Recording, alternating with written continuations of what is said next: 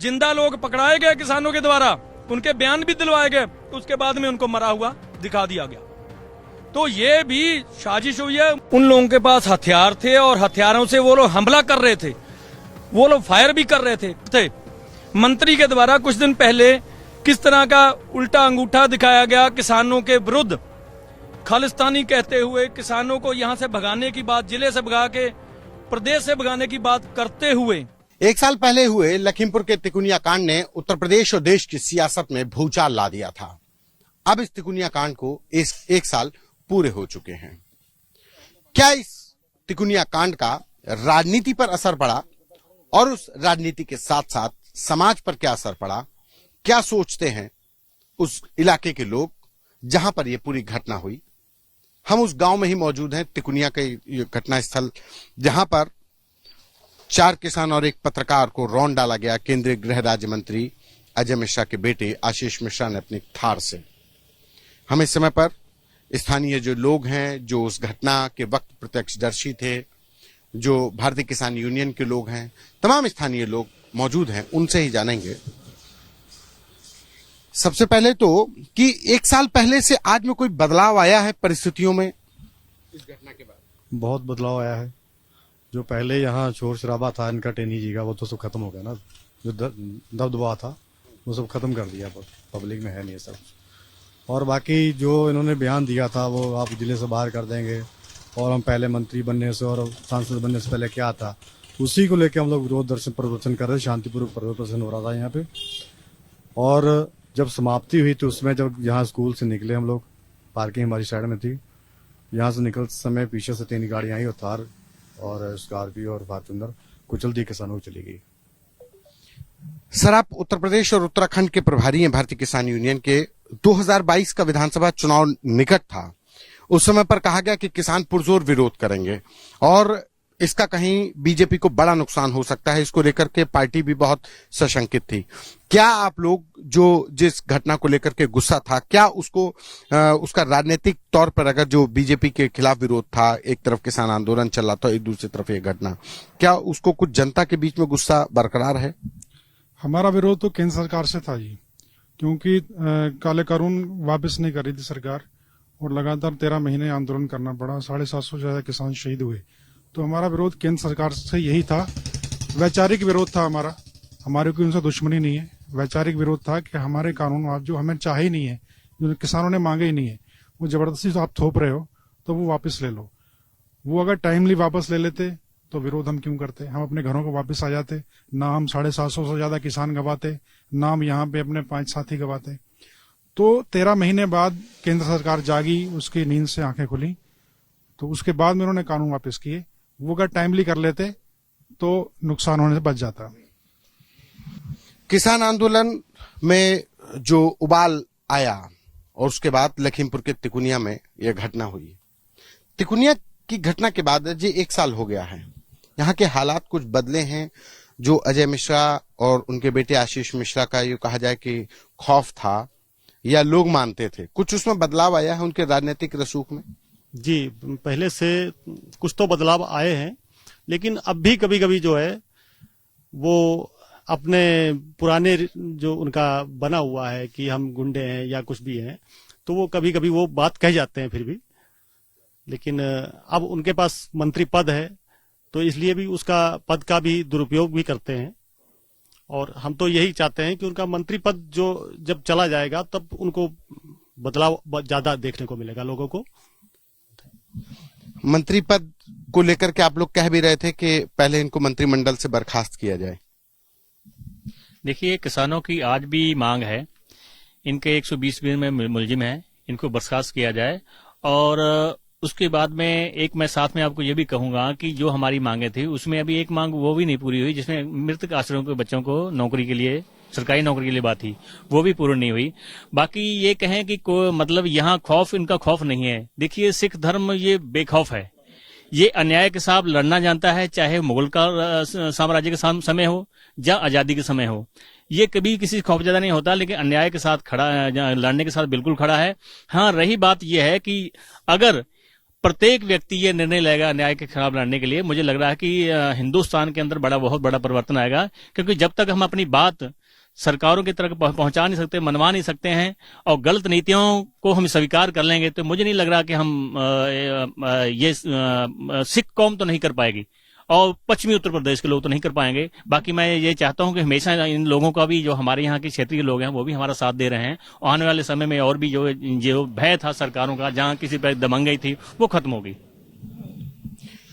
जो सरकारें हैं उन तक आम आदमी की आवाज जरूर पहुंचनी चाहिए, उसके लिए आवाज उठनी चाहिए।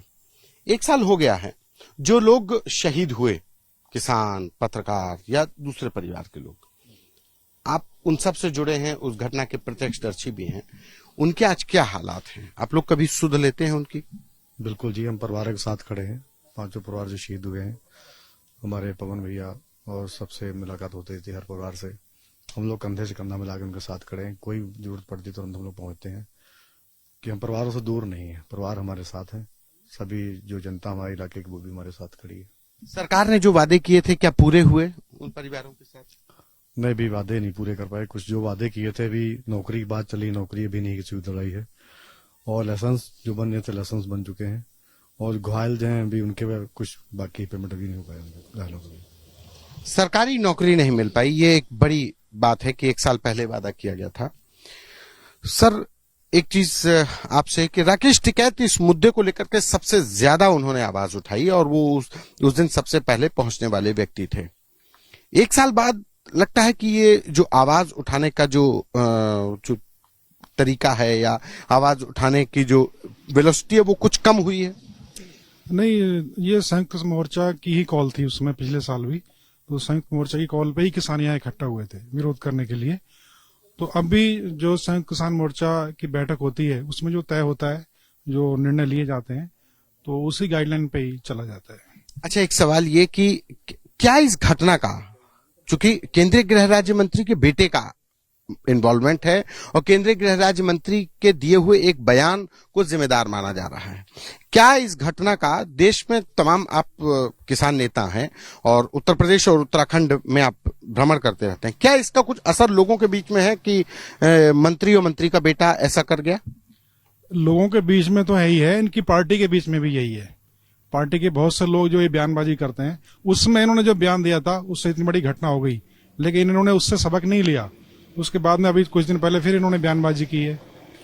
आप चला होगा, आपने उस समय पत्रकार भाई को भी इन्होंने आप शब्द बोले थे। तो ये तो लगातार इनके स्वभाव में है, ये तो करते रहते हैं इस तरीके की। अब इसमें बीजेपी गवर्नमेंट इनके खिलाफ क्यों नहीं एक्शन ले रही? ऐसे व्यक्ति को तो मंत्री पद पे होना ही नहीं चाहिए, बर्खास्त करना चाहिए। और ऊपर से 120B के मुजरिम है, इनको तुरंत हटाना चाहिए। अब किसकी शय पे इनको रखा गया है, भारत सरकार क्यों नहीं इनको हटा रही? लोगों की, यहाँ के स्थानीय लोगों की भी ये मांग है कि यहाँ भी लोगों के साथ में यही इनका व्यवहार रहता है, लोगों को डराना, एक अपना टेरर बनाना, उस तरीके के काम ही करते हैं।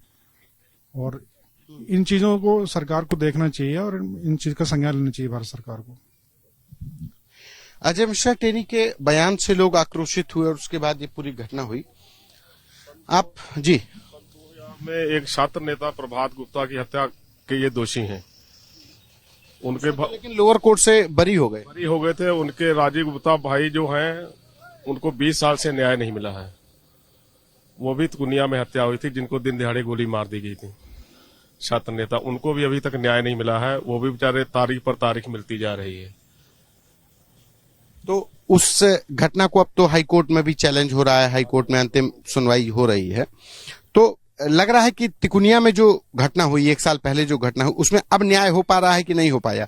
बेटा मंत्री का बेल आउट हुआ, लेकिन वो फिर से जेल भेज दिया गया। हाँ जी, अब तो इसमें तो न्याय हुआ है, लेकिन राजीव गुप्ता, प्रभात गुप्ता हत्याकांड में भी न्याय होना चाहिए, क्योंकि 20 साल बहुत बड़ा लंबा समय है कि उनको भी न्याय मिलना चाहिए। वो उन्होंने भी मतलब तारीख पर तारीख उनको मिल रही है। अब उनकी 17 तारीख है, ये 17 अक्टूबर, और उनको भी न्याय मिलना चाहिए। एक सवाल ये है कि यहाँ पर जिस तरीके की परिस्थितियां उस समय पर थीं, उस परिस्थितियों में कहा गया कि जो किसान पक्ष था वो आक्रोशित हुआ, और उसके बाद जो बीजेपी के भी तमाम समर्थक, जो चाहे वो आशीष मिश्रा का ड्राइवर हो या बीजेपी के तमाम अन्य लोग, उनकी पीट करके हत्या कर देने का भी आरोप लगाया गया था। क्या था वो घटनाक्रम, कैसे क्या हुआ था? मतलब उनको पीटने का तो ये अफवाह फैलाई गई है भाई। जब किसी पे आप अटैक करेंगे तो उसका कुछ तो विरोध होगा ही। आप आक्रोशित जो थे तो उन्होंने थोड़ा बहुत तो मारपीट की, लेकिन ये तो मार करके उनको नहीं गया। जी देखिए, वो तो एक्शन में रिएक्शन था। हमारे जो सभा स्थल था वहां उन्होंने अटैक किया और उनके वो विद वेपन, वो लोग विद वेपन, चाहे उनके पास देसी कट्टा थे या उनके लाइसेंसी हथियार थे, वो एक साजिश तरीके, प्लानिंग तरीके हम लोगों हमारे सभा स्थल पे अटैक किया। तो वो एक्शन का रिएक्शन था। वो हम लोग ये अपने मतलब ये चीज लेके नहीं चले हम इनको मारना है। एक्शन का रिएक्शन है। स्वाभाविक है कि मेरे घर पे कोई अटैक करेगा तो मैं उसमें एक्शन में कुछ ना कुछ करूंगा, और मेरा ये राइट भी है। ये मुझे मेरा ये कानून भी मुझे राइट देता है कि मेरे घर पे कोई अटैक करेगा तो मैं उस पर एक्शन ले सकता हूं। जी, आप कुछ कह रहे थे?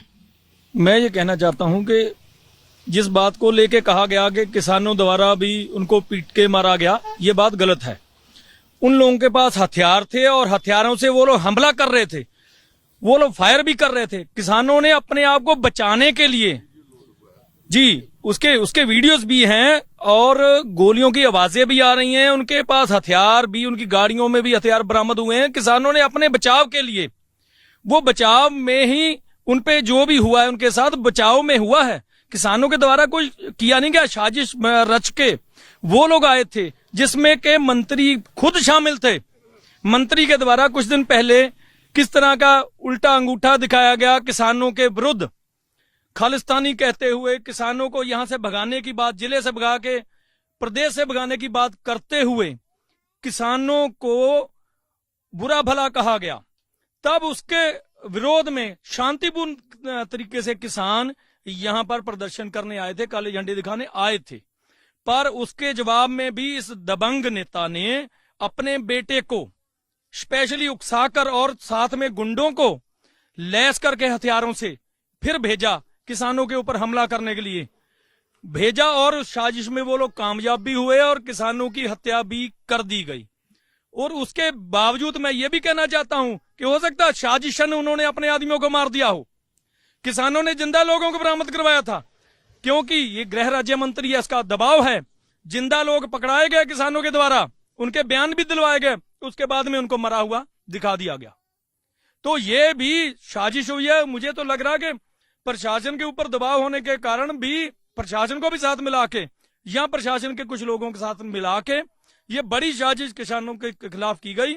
उनके बच्चे बेचारों के आज भी जेल में तड़प रहे हैं। वो नजायज, बिल्कुल नजायज जेल में फंसे हुए हैं। जो दोषी हैं उनको सजा मिलनी चाहिए तो उनको जमानत मिल रही थी। ये सत्ता का बहुत बड़ा दबाव है, इसलिए किसान, यहाँ का आम जनता डरते हुए, डर डर के ये कहती है कि ये मंत्री बर्खास्त होना चाहिए। जिस दिन इनकी सत्ता पलट होगी, तख्ता पलट होगा, ये मंत्री पद से चला जाएगा। देखिएगा, दूध का दूध और पानी का पानी आपके सामने नजर आएगा।